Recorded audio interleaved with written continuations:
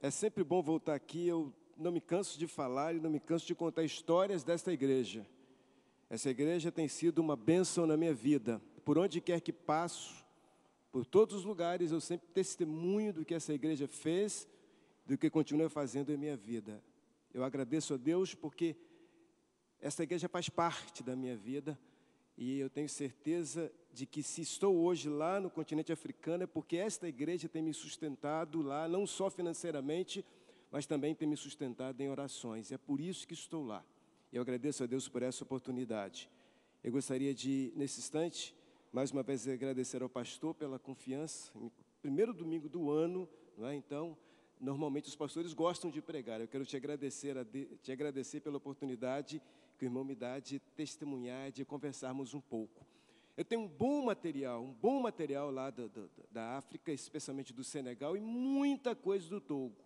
Então, é muita coisa. Eu vou deixar esse material aqui para ser usado no mês de março, no mês de missões, enfim, há muita coisa. Então, há muita coisa interessante. E, numa outra oportunidade, a gente vai compartilhar e mostrar alguns pequenos filmes também de lá.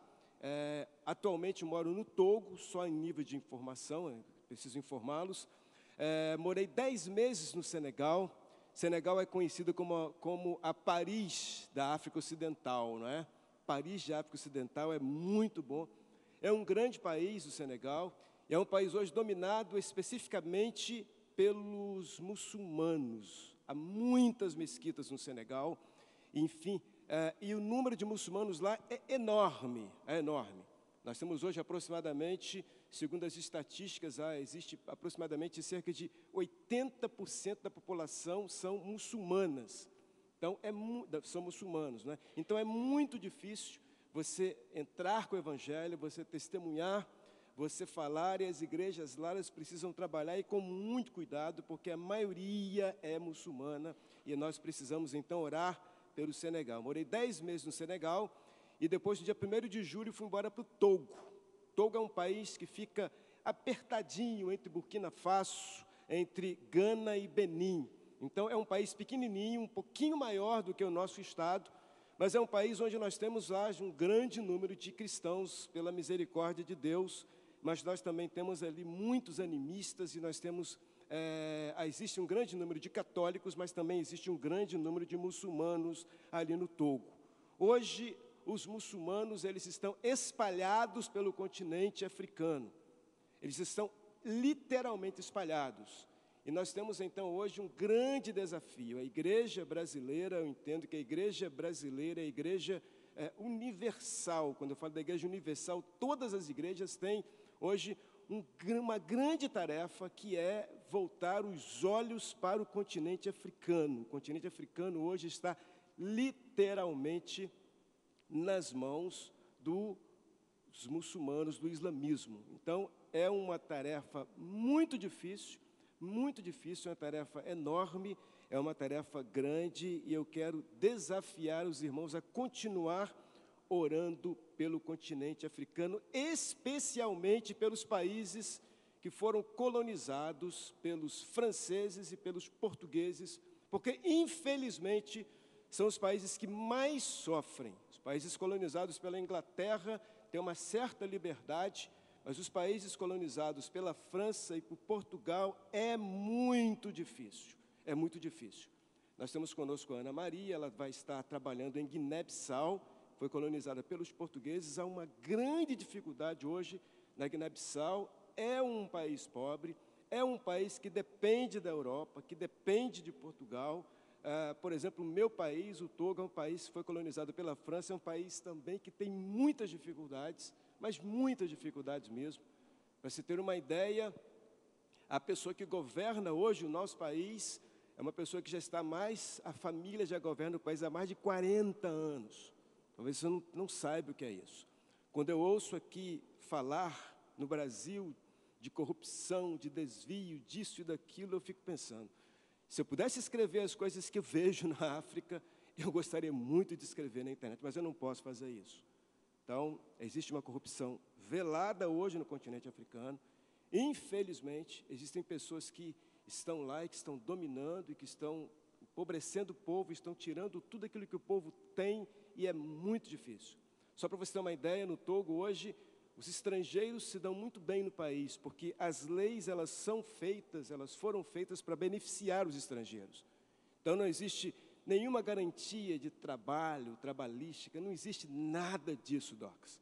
O camarada trabalha, e ele recebe, tipo assim, 30 mil francos CFA por mês, que vai dar uma faixa de R$ 180 quando ele recebe muito bem. E quando ele é dispensado, ele não tem direito a nada.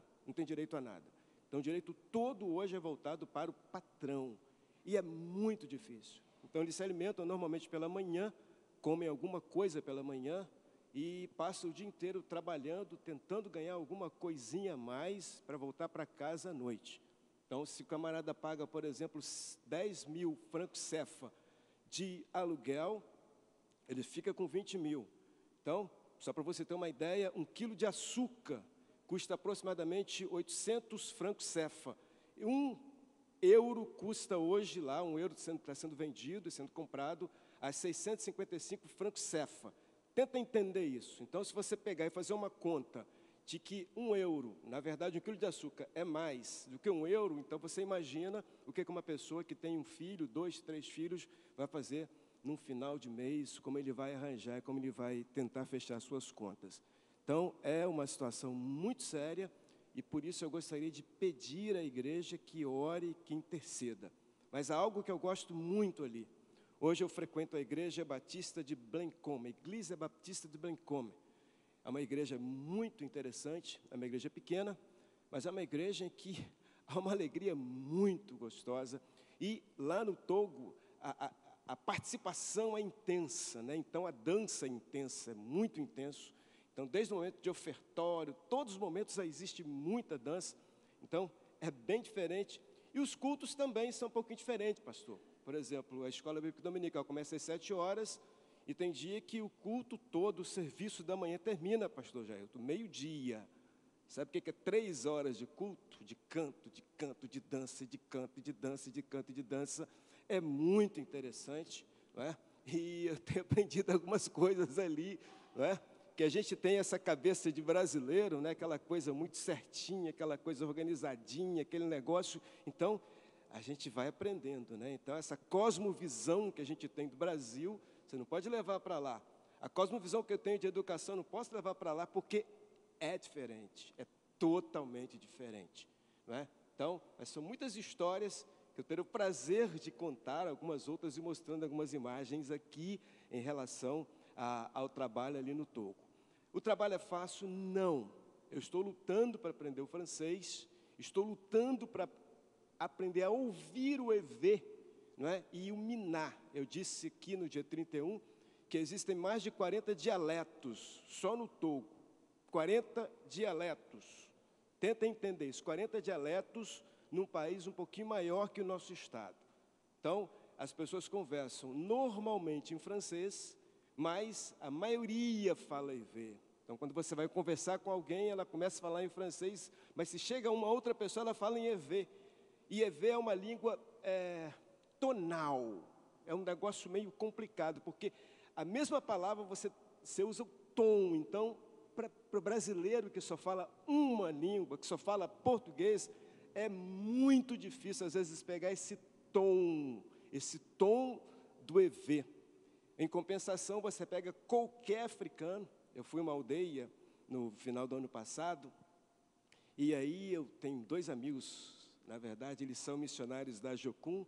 Ela é brasileira, chamada Ellen, eu vou mostrar a foto dela depois numa outra oportunidade. Ele, Fofoné, ele fala português, e eu fui na aldeia da família do Fofoné. E aí a Ellen estava longe, e ela então falava, Roberto! Aí tinha um menininho, mais ou menos do tamanho da Rebeca, ele repetia, Roberto, não se esqueça de fotografar. E ele repetia, não se esqueça de fotografar. Eu olhei para aquela coisinha assim e falei assim, não acredito. Eles conseguem repetir, eles conseguem falar, mesmo que às vezes não entendam aquilo que estão falando, mas com uma facilidade que você fica pensando, como? Aí você chega em qualquer boutique, lá sim, boutique não é boutique como nós temos aqui, é local onde vende arroz, onde vende feijão. Então você chega em qualquer boutique, não é? E na boutique, você começa a conversar com a pessoa e ela pergunta, você fala inglês? Você fala árabe? Menino, menino. Então, a facilidade com que eles conseguem aprender o idioma, por fim. Enfim, existem muitos desafios e aí eu só quero agradecer a Deus e te agradecer. Se eu estou lá, é porque Deus tem nos dado essa graça e tem nos sustentado. Não é fácil, sinto muita saudade mesmo, da minha igreja, da minha casa, da minha família, do meu país, mas eu tenho aprendido a amar o continente africano, em especial o Togo. Eu me apresento como togolês, ninguém acredita, porque eles dizem que eu sou branco. E eu fico pensando, se o povo do meu país souber que eu sou branco, eles vão achar muito estranho. Mas para eles eu sou branco, porque eu sou diferente, não é? Então, o meu corte de cabelo, ele é mais caro, ele é o dobro, por quê? Porque eu sou diferente, porque eu sou de uma outra nacionalidade, eu não sou negro como eles, eu não sou noir, eu sou branco. Então, é muito interessante, é muito legal, mas o desafio é enorme. Vim ao Brasil, vou ficar aqui aproximadamente por 40 dias, não mais 40 dias, porque eu perdi 5 dias na minha viagem para cá. O meu voo seria 6 horas, dia 25, e hoje eu entendo que, na verdade, como tinha mais ou menos uns 20 passageiros, eles adiaram o voo, jogaram para o dia 26, e aí a gente foi para o hotel, ficamos no hotel no dia 26, me asseguraram que havia um voo para São Paulo, de Marrocos para cá. Quando eu chego em Marrocos, no dia 26, olha, só dia 28, me deu vontade de chorar, mas viajei no dia 28 para cá à noite. Cheguei em São Paulo, não tinha mais como vir para cá, porque o voo foi interrompido e tal. Então, peguei um ônibus de São Paulo para o Rio de Janeiro, do Rio de Janeiro vim para cá. Então, até hoje eu estou assim, tentando juntar os pedaços, né, para ver se o corpo se acostuma.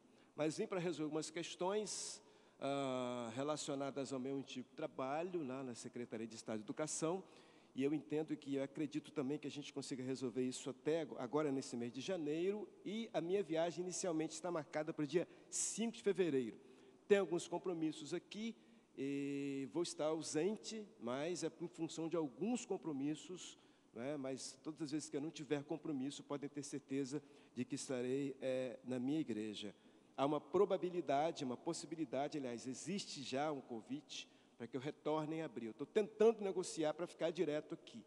Eu, sinceramente, para depois voltar para o Brasil, para ir à África, voltar para o Brasil, é melhor ficar direto aqui, porque essa viagem é uma viagem extremamente cansativa, muito cansativa, e sem falar que você fica ouvindo uma série de sons. Por exemplo, nesses 2 dias e meio que passei lá no Marrocos, era engraçado que eu ouvi um pouquinho de francês, mas o resto tudo árabe. Árabe, as músicas. E alguém me falou de uma novela que passou aqui, não sei se é Caminho das Índias, sei lá, alguma coisa assim. É aquela mesma coisa, aquela mesma tocada, aquelas mesmas músicas, aquelas mesmas coisas. Por isso, vamos ver se a gente já consegue ficar direto para fazer promoção e só viajar no finalzinho de março ou princípio de abril. Mas está tudo está nas mãos de Deus. Portanto, informações bem precisas, mas o material e os filmes nós vamos passar num outro momento, talvez à noite, para que você tenha então uma ideia melhor do que eu estou falando e da alegria daquele povo. Deus colocou 2 anjos, que eu já citei, que é o Fofoné e a Ellen na minha vida, e que tem sido assim uma bênção. Sou o primeiro missionário da Junta de Missões Mundiais naquele país, portanto é um trabalho pioneiro. Então, não tem sido também muito fácil você chegar num país sozinho. Não é muito fácil. É realmente uma luta, mas Deus sabe de todas as coisas e estou contente, estou muito feliz por ser vosso representante lá no continente africano. Portanto, orem pela África, orem pelo nosso continente africano, porque nós precisamos muito das vossas orações. Rodrigo me intimou para cantar com ele, então nós vamos cantar. E serei breve, os irmãos já me conhecem, serei breve na minha fala desta manhã. Então,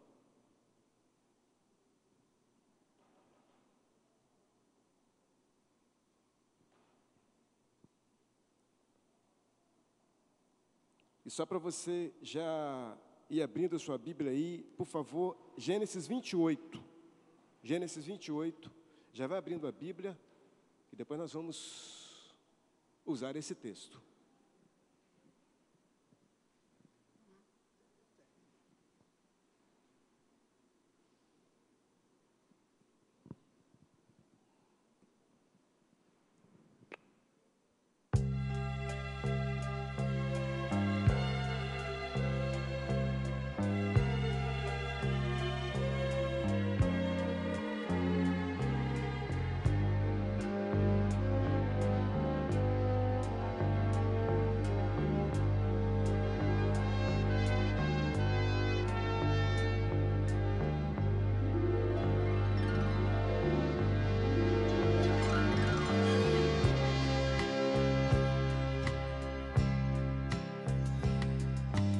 Pai, eu queria tanto ver o meu Senhor descer, vindo me encontrar.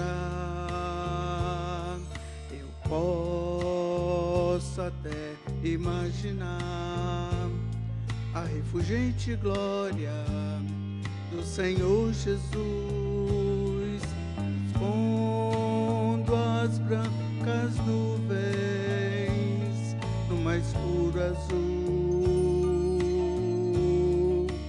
onde nem sul nem norte existirá. E em meio a lágrimas, sorrisos de alegria e de prazer, eu que era cego agora posso ver, contemplar enfim. Por isso eu canto glória, glória, glória ao autor da minha fé. Glória, glória ao autor da minha fé.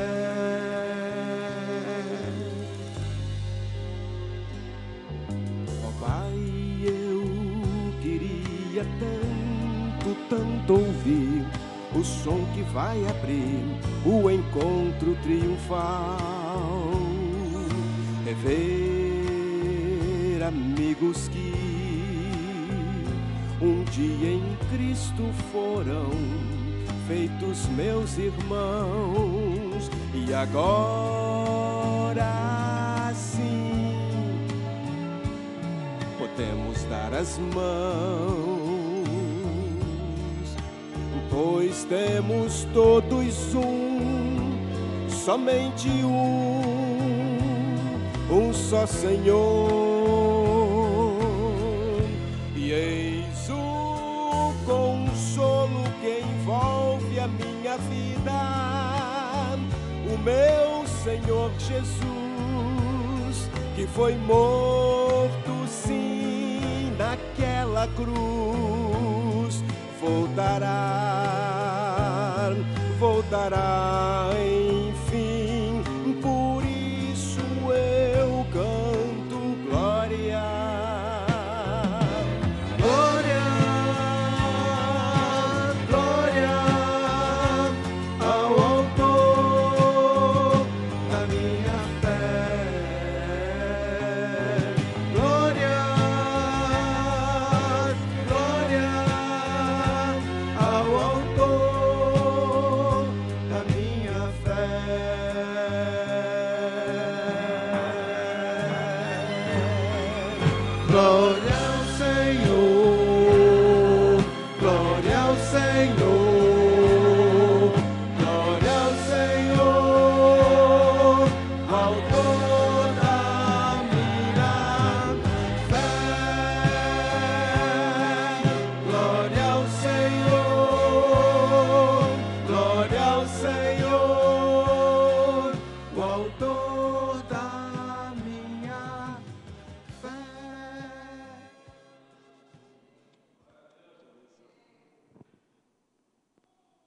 Livro de Gênesis, capítulo 28, a partir do verso de número 10 até o verso 17.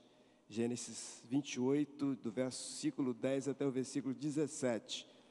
Me lembre que depois que eu tenho que contar a história para vocês de crente que tem medo de fantasma, também de lá. É muito interessante essa história. Da próxima vez eu preciso contar essa história para vocês. A visão da escada. Partiu Jacó de Berseba e seguiu para Harã. Tendo chegado a certo lugar, ele passou a noite, pois já era o sol posto.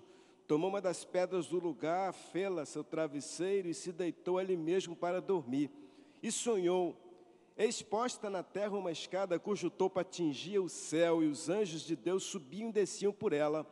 Perto dele estava o Senhor e lhe disse, eu sou o Senhor, Deus de Abraão, teu pai, Deus de Isaque. A terra que agora estás deitado, eu te darei a ti e a tua descendência. A tua descendência será como o pó da terra, estender-te-ás para o ocidente, para o oriente, para o norte, para o sul. Em ti, na tua descendência, serão abençoadas todas as famílias da terra. E eis que estou contigo e te guardarei por onde quer que fores, e te farei voltar a esta terra, porque não te desampararei até cumprir eu aquilo que te hei referido. Despertado Jacó do seu sono, disse, na verdade o Senhor está neste lugar e eu não sabia. E temendo disse, quão temível é este lugar, é a casa de Deus, a porta dos céus. Amém? Este texto é um texto muito interessante e é um texto que eu gosto muito porque esse texto conta a história de Jacó. Aliás, a igreja já sabe que eu adoro a história dos nossos patriarcas, eu adoro o Antigo Testamento porque ela nos trazem histórias de pessoas que são como nós, gente como a gente, eu tenho sempre dito isso. Eu gosto de relacionar com pessoas que têm falhas, porque eu possuo falhas, eu também tenho falhas, eu possuo falhas. Eu gosto de lidar com pessoas que pensam como eu penso. Eu gosto de lidar com pessoas que se olham e não se olham, às vezes, como muita gente gosta de se olhar, então se sentem lá em cima, então nada acontece com elas, nada lhes acontece, nada lhes passa, mas eu gosto de lidar com gente como a gente. E o Antigo Testamento é dessa forma, aliás, a Bíblia é dessa forma, porque a Bíblia apresenta gente como a gente. Jesus foi gente como a gente. Jesus, ele assumiu a forma de homem e ele foi gente como a gente. Ele teve as mesmas paixões, ele teve os mesmos problemas, as mesmas crises que nós tivemos, mas quando a gente lê especialmente o Antigo Testamento, nós vamos encontrar a história de pessoas que tiveram talvez as mesmas situações que nós tivemos. Essa história de Jacó é uma história interessante porque esse momento Jacó estava no meio de uma crise familiar. Jacó havia errado com seu irmão, juntamente com sua mãe. Jacó havia errado com seu pai. E Jacó, então, agora estava fugindo para Padã-Arã, nos diz a palavra de Deus. E nesse momento de fuga de Jacó, então, teve talvez uma das suas maiores crises. E eu penso que quando você foge de algum lugar, quando você sai de algum lugar, ou quando você vai para algum lugar, quando você inicia uma caminhada, você tem, então, coisas nessa caminhada que, às vezes, você não sabe o que vai acontecer. E nós, na maioria das vezes, nos sentimos inseguros na nossa caminhada. Nós estamos iniciando o ano de 2016. Nós não sabemos o que nos aguarda neste ano. Nós não sabemos as surpresas que nos aguardam, mas a verdade é que nós estamos caminhando agora em direção ao desconhecido. E às vezes, caminhar em direção ao desconhecido nos deixa inseguros. E Jacó, na verdade, ele estava totalmente inseguro, porque ele havia fugido de casa e agora ele estava indo para uma terra que ele não conhecia ninguém, que ele não tinha tido contato com essas pessoas, embora fossem pessoas de sua família, mas ele então começa a sua viagem. Essa viagem foi uma viagem que foi feita durante ao longo do dia, e quando ele para à noite, nos diz a Bíblia que Jacó então, ele para naquele lugar, ele toma uma das pedras daquele lugar, ele se deita para dormir, e ele então já começa a estabelecer e ver a primeira diferença. Ele não tem o seu travesseiro, ele não tem a sua cama da sua casa, ele então está no relento, ele começa então a dormir, nos diz a palavra do Senhor muito claramente aí, porque ele estava agora passando e atravessando as pedras que ele começara a encontrar pelo seu caminho. Talvez em 2016 você possa encontrar muitas pedras. Quem sabe? Eu não sei. Talvez você possa enfrentar muitos problemas, eu não sei.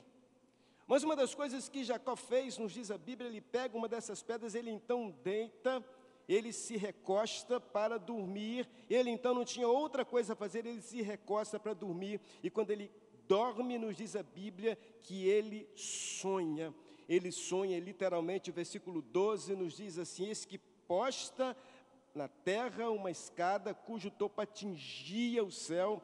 Antes, no verso 11, diz que ele dormiu. Então, quando ele dorme, ele sonha, e ele sonha que então havia anjos que subiam e desciam, porque na verdade Jacó começa agora, naquele seu momento de sofrimento, ele começa a ter uma visão de Deus, ele começa então a ter o sonho de Deus. Deus começa então agora a entrar na sua história, e Deus começa então a proporcionar a Jacó algo diferente na sua vida, porque simplesmente Jacó, ele estava ali agora, imagino, pensando o que fazer, como eu vou fazer, como será a minha vida, e nos diz a Bíblia então que ele sonha, e Deus então agora começa a falar com ele em sonho, e Deus diz: olha, eu sou o Senhor teu Deus, o Deus de Abraão, teu pai, Deus de Isaque, a terra em que agora estás deitado, eu te darei a ti, a tua descendência, eu vou dar para ti, a tua descendência será como o pó da terra, estender-se-á para o ocidente, para o oriente, para o norte, para o sul, e em ti todas as tuas descendências serão abençoadas, todas as famílias da terra. Deus então dá um sonho, e Deus dá uma visão para Jacó. O que eu quero te dizer com isso? Ainda que você tenha que enfrentar alguma situação, alguma luta, nunca perca a visão dos sonhos de Deus para a sua vida. Nunca perca a visão das promessas de Deus para a sua vida. Eu quero dizer uma coisa para você nesta manhã, coisa que tenho vivido. Às vezes nós começamos a viver as promessas de Deus na vida da gente, e elas não são fáceis. Às vezes ver a promessa de Deus não é fácil, não é fácil. Às vezes nós esperamos uma vida inteira para que alguma coisa aconteça, e quando aquilo acontece, as coisas que nós vivemos são difíceis, Aqueles que me conhecem sabem o tempo que eu esperei para ir para a África, para sair, para fazer missões. Muito tempo, as idas e vindas, as coisas corretas e as coisas que tinham que acontecer e que não aconteceram, mas elas aconteceram. Mas depois que elas aconteceram, você pensa que o caminho é fácil? Não é. O caminho é difícil, mas eu não posso perder a visão do sonho de Deus para a minha vida, a promessa de Deus para a minha vida. Ainda que você enfrente situações difíceis na sua vida, nunca perca a visão do sonho, da promessa de Deus para a sua vida em 2016. Ainda que você enfrente situações difíceis de lutas de saúde, financeira, enfim, qualquer que seja a situação sentimental, qualquer coisa, não perca a visão da promessa que Deus tem para a sua vida.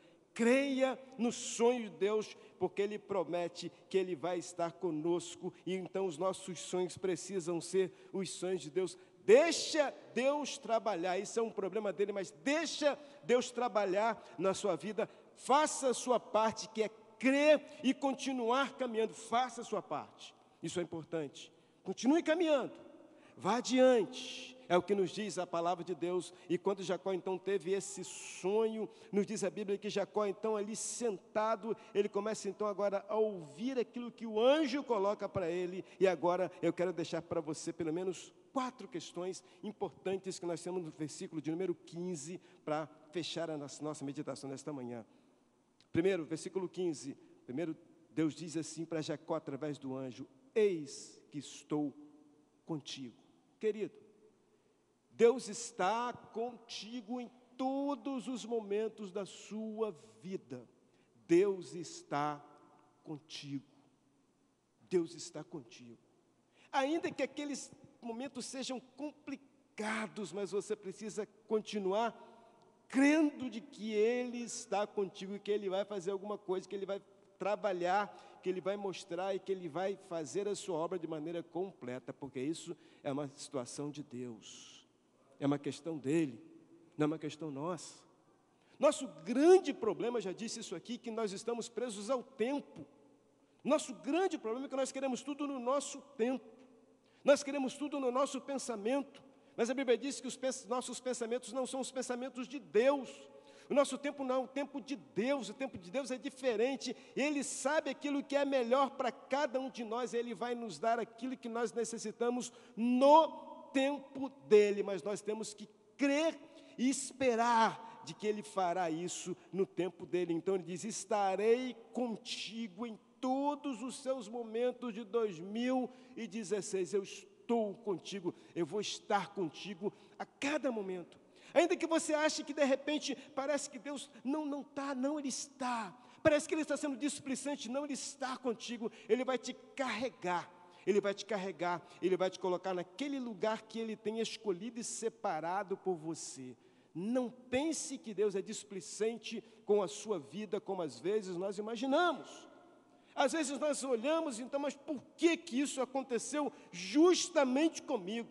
Por quê? Será que Deus não está vendo? Não, Deus cuida e Ele vai continuar cuidando, Ele vai estar contigo, Ele vai te dar forças para você se reinventar, para você chegar aonde você precisa chegar, mas é importante que você creia de que Ele estará contigo. Foi o que Ele disse para Jacó, eu estarei contigo. Você está com dificuldade? Você está com dúvidas? Eu estarei contigo, é o que Deus disse a Jacó. Mas Ele diz mais, na segunda parte do versículo 15, e te guardarei por onde quer que fores.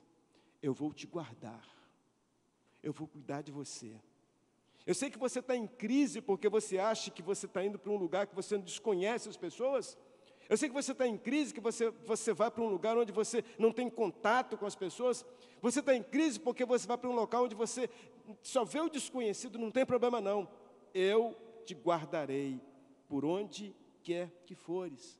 Ah, você está em dúvida em relação a 2016? Eu te guardarei por onde quer que fores. Ah, o que eu vou fazer em 2016? Eu te guardarei por onde quer que fores. Que curso eu vou fazer? Eu te guardarei por onde quer que fores. Como será a minha saúde? Eu te guardarei por onde quer que fores. Creia tão somente nisso. Eu te guardarei por onde quer que fores. Onde você colocar a planta do seu pé, eu vou te guardar, eu vou preparar tudo. Porque é dessa forma que Deus trabalha. É dessa forma que Deus trabalha. Quando eu saí, queridos, do Senegal, no dia 1º de julho do ano passado, eu não tinha ideia do que me esperava no Togo. Eu não tinha ideia. Sabe o que é você sair de um lugar onde você tem amigos e você vai para um lugar desconhecido que você não conhece nenhuma alma vivente. Né? Você não tem ideia do que você vai encontrar neste lugar. E quando eu desço naquele lugar ali, eu fui recepcionado por 2 pastores, não é? E aí, tentando me comunicar com eles, falando, e, enfim, mas vamos conversando. Fui lá para o alojamento do seminário, e lá fiquei, na parte da tarde, recebi uma ligação do Fofoné. Ah, nós vamos sair, eu vou te levar na embaixada e tal, tudo bem. Então, eu te ligo amanhã. Aí, mais tarde, ele me liga. Ah, eu mudei de ideia, né? Nós vamos amanhã, você vai almoçar aqui em casa. E aí, no segundo, menos de 24 horas depois, eu estava sentado, conversando com um casal que eu nunca tinha visto na minha vida. Nunca tinha visto na minha vida. Porque Deus havia preparado gente lá, pessoas naquele local. Deus havia preparado. Porque é dessa forma que Deus trabalha. Porque o meu coração, quando entrei no avião lá em Dakar, para ir para Lomé, falei, gente, e agora? Você fica, como é que vai ser isso? Mas quando eu desço lá, Deus, na verdade, já havia preparado. E Ele tem preparado. Se eu te contar as coisas que Deus tem feito ali, eu vou ter a oportunidade de fazer isso. A maneira como Ele tem preparado as pessoas certas, os lugares certos, você vai ficar assim, como? Porque é dessa forma que Ele trabalha. Foge da minha compreensão, mas é dessa forma que Ele trabalha, porque Ele diz assim, olha, te guardarei por onde quer que fores, te guardarei. Eu costumo brincar e dizer que eu estou numa região, né, em que há um alto índice de malária. Lá eles chamam de paludismo. Né? Então, é um negócio doido. E tratar de malária lá é fácil. Tratar de malária aqui é um problema. Então, agora, inclusive, eu trouxe 2 tratamentos, né, de medicamentos diferentes, porque é um mosquitinho que pode te picar de manhã, entre 7 e 8 horas da manhã, um pouquinho mais tarde, e 10 dias depois você apresenta os sintomas, e se você não tratar, você morre. Não tem outra história. Se você não tratar, você morre. Virgínia, da área de saúde, deve saber muito bem disso. Ana Maria também, quem é da área de saúde, conhece muito bem. Se não tratar, um abraço. Um abraço. Mas já há 6 meses lá, eu brinco com o pessoal, eu brinco com eles, falo assim, olha, eu devo ser imune a esse negócio, porque eu não peguei malária. Eles ficam rindo, porque Deus guarda, e do jeito dele, e da forma dele, simplesmente da forma dele. É dessa forma que ele trabalha. Vamos continuar para a gente encerrar. Ele diz mais, e te farei voltar a esta terra. Te farei voltar a esta terra. Você vai. Mas eu quero dizer uma coisa para você, quando você vai voltar a esta terra, mas você vai voltar de forma diferente, ou seja, você vai, e quando você voltar, você vai trazer na sua bagagem experiências que as pessoas vão olhar para você, como isso? É quando você passa pela luta, quando você passa pela preocupação, quando você passa por determinadas situações na sua vida, e quando você volta, as pessoas falam, mas como? Como você viveu isso, Celinha? 7 meses sem vir à igreja, como é que é isso? E pode voltar glorificando. Como é que funciona isso? Como você passa por determinadas lutas, não é, pastor? No ano passado, e depois você vem. Como é que é isso? É dessa forma que Deus trabalha, ou seja, Ele te fará voltar a esta terra, porque Ele não vai te desamparar. Ele não vai te desamparar em hipótese alguma. Ele te fará retornar a esta terra e você vai contar aquilo que Ele fez na sua vida. Você vai contar aquilo que Ele fez na sua vida. Então, que 2016 seja o ano em que você possa contar, que você possa gravar e que você possa deixar que essas coisas todas que você tenha vivido, que você vai viver, que elas sejam algo que completem a sua vida, que façam com que a sua vida seja uma vida diferente para as pessoas e que elas olhem e possam ver algo diferente em você. Literalmente.